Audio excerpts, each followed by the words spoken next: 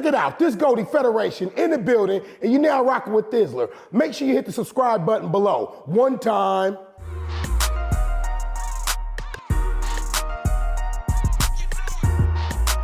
Goldie Gold is 1/3 of the supergroup, the Federation, 707 Finest. Just a little old Fairfield nigga, courtesy of Vallejo, you know.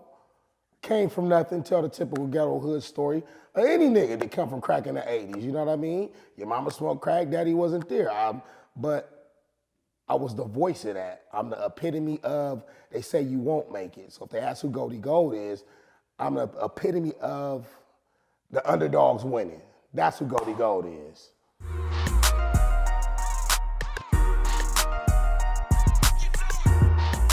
See, I never knew it was a Hyphy movement to begin with, because when we recorded the song Hyphy, we were signed to Virgin at the time, but we didn't have no breakthrough song yet for the masses. So, not to deter from the subject, when we came up with Hyphy, E40 came to Rick Rock house with his brother Muggsy. Shout out to Muggsy.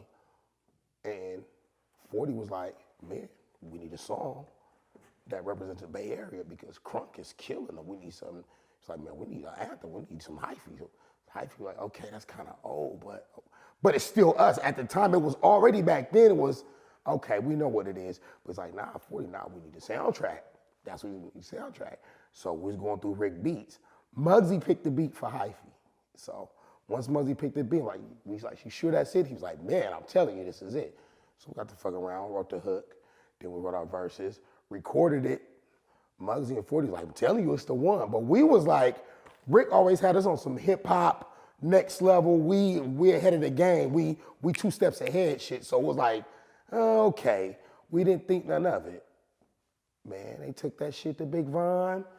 The game ain't been the same since. That's all I can say. But to go back to that, what you were saying, the whole word Hyphy movement. See, that word, the movement part, is what put an expiration date on the whole situation. If they want to put that movement, now they put us in a box. They know how to control it. If you look right now, I was just looking the other day and it was Future. He had some shit going dummy. I was like, here they go again. When the Bay do it, it's, all right, we'll give it a little bit of sunshine. We toss you some kibbles and bits. But then they wait for a minute, and then the industry be like, okay, now when we do it, it's just a breakthrough, it's just the next big thing. Like I was telling my little homies the other day, you gotta go back, everybody's saying Liddy and Sauce. You go back to Keek the Sneak first, shout out to Keek. Shout out to my nigga Keek, free Keek. Hopefully be out by the time this come out. God is good like that. But you go back to the Sneaker Sato album, Keek the Sneak was saying Liddy on that. When this come out, I'm in high school when he dropped Sneaker Sato, so I say that to say it's like they go back like ancient relics like Rosetta Stone, hieroglyphics, and go back to our old shit and turn it into this groundbreaking shit, and we don't get the credit for it. So that's just how I feel about that.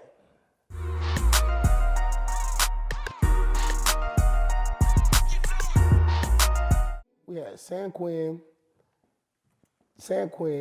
Keek, and Turf. Because at that time, you got to think, radio really wasn't giving the Bay no play at that time. But you had us in Sacramento doing all the drops and the jingles for the radio station out there, 103.5 The Bomb, but then you had San Quinn and Keek doing a lot for the radio at KMEL out here. So it was like, it only made sense that, of course, they got on, and then Turf Talk was up and coming, smoking hot, boo-boo hot in the streets, you get what I'm saying? So when we put it together, it made sense. It wasn't one of those where we had to reach, oh, do you want to be on this dude? It just organically put itself together. And that is a dope ass remix though.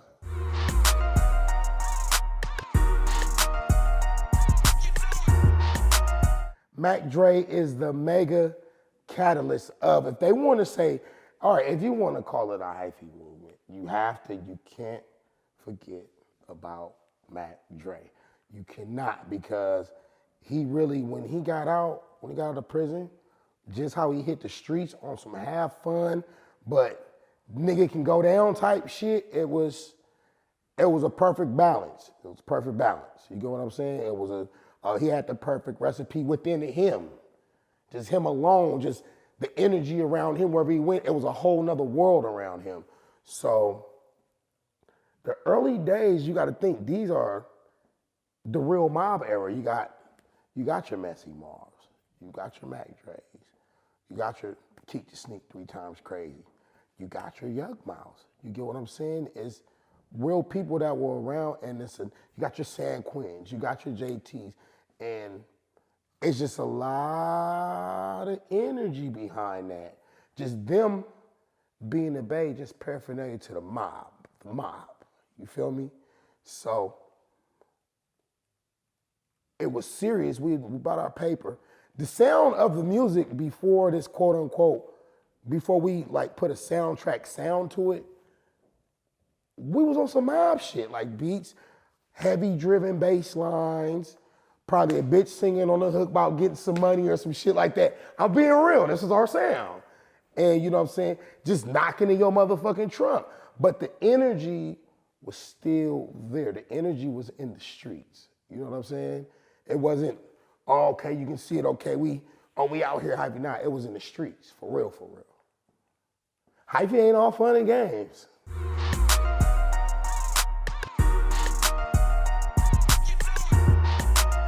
I mean, you gotta look, history repeats itself. Look at the whole Smeeze thing that's going on right now. Shout out to the whole Smeeze thing. Jay Millen, you gonna say, shout out to Millen. It's like, it's still the same, the energy hasn't left. It's still, you go out to our club scene, it's still the same energy. It's still us. We are our own world, always been our own world. We don't answer to shit. We do things our way. That's what Hyphy is, just the whole essence of that. We do what the fuck we want to do. Yes, we're gonna shut the Bay Bridge down. We're gonna hop out and we finna go ape shit crazy. Yes, we're gonna shut the intersection down. Yes, we're gonna do all that. But I feel like it's gotten a little bit too out of hand, a little bit too, you let them say violent or whatever. The fun went to fuckery, if that makes any sense. That's the only thing I feel about it. It's like, come on, man. Let's get back to having fun again.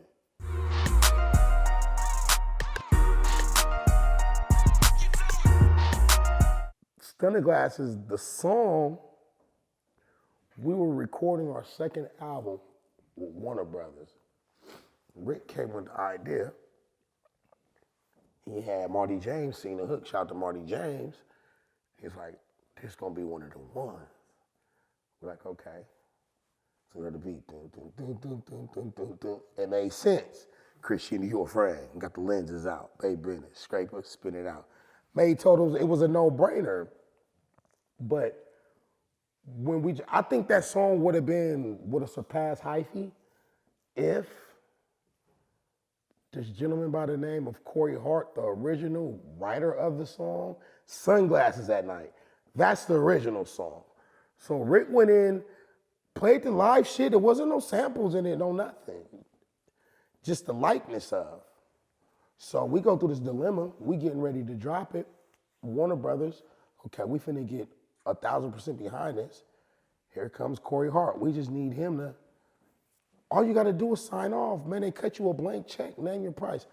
Oh, you gotta think about it like, what if it was Bruce Springsteen and his baby?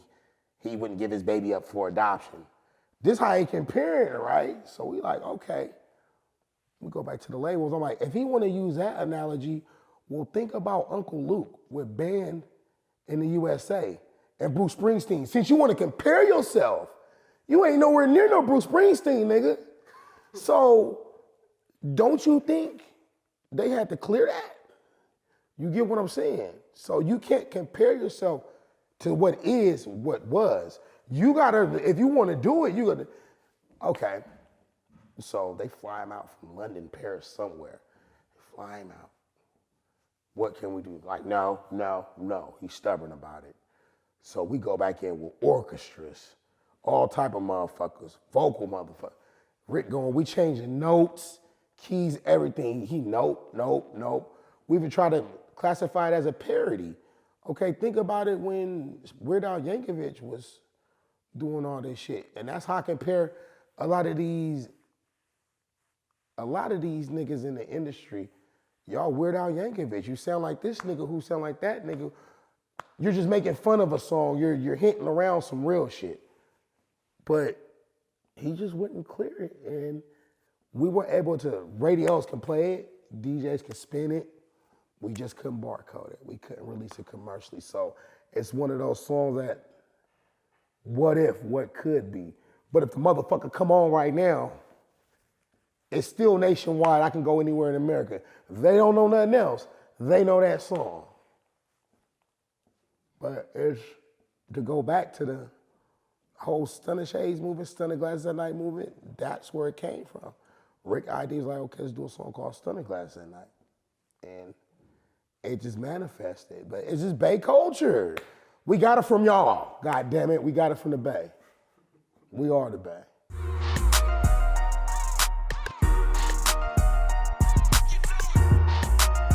All right, we was in the studio recording second album. We had inked a deal with Warner Brothers. We recording the second album. And we was mixing some other songs, and I remember Rick doing some shit on the keyboard. It's like, like, nigga, what the fuck is that you doing? Say, boom, boom. On the spot, it was one of those songs we wasn't even trying to come up with. And then the actual person saying, 18 dummy. That was the engineer guy who was helping engineer what we was already working on, finishing up the album at the time, our second album. So it put itself together, it just worked. We never go in the studio and be like, okay, we're gonna go in here and make a song called this. Or we're gonna go in there with this concept. We just go in and just from the ground up. That was one of those ones, wasn't even supposed to be on the album, like Hoes in Here. We gotta go back to that. God damn it, we got a lot of talking to do. Hoes in Here wasn't even a song meant for our first album. That was just an intro song. Rick was like, we need something different to come out to Summer Jam. This is Summer Jam. We from Fairfield. We think we supposed to be here. It's unheard of where we come from. So we came up with the song Hoes in Here as an intro, just for an intro. Had no reason to keep it for no other reason. Man, when that shit came through the motherfucking speakers at Summer Jam, it just hit. The crowd just, they never heard it before. We never played it before, never introduced it, debuted it. When that motherfucker came through them speakers, they knew. It was some shit going on. We knew. We was like, oh shit, we gonna need to keep this one. Like, oh yeah, we got one. It's just the chemistry, bro, is the time where you can't duplicate the time. They be like, oh, you need to make another 18 dummy. You need to make another Stunna Glasses at Night. Go hard or go home, another go down. No, you can't go back and redo that. That's not even possible. You can make something close to it, but that moment, that era, that time, the struggle, your whole mindset, your thought process, just the aura was going on. Just the cosmic alignment of things. You can't go back and go do that again. You know what I mean? But all you can do is move on and create new, but it's just a fucking blessing. I'm still shocked, like, this shit playing like it's 2000 something, and it's what we in, 2019? This shit crazy, it's spooky, I love it.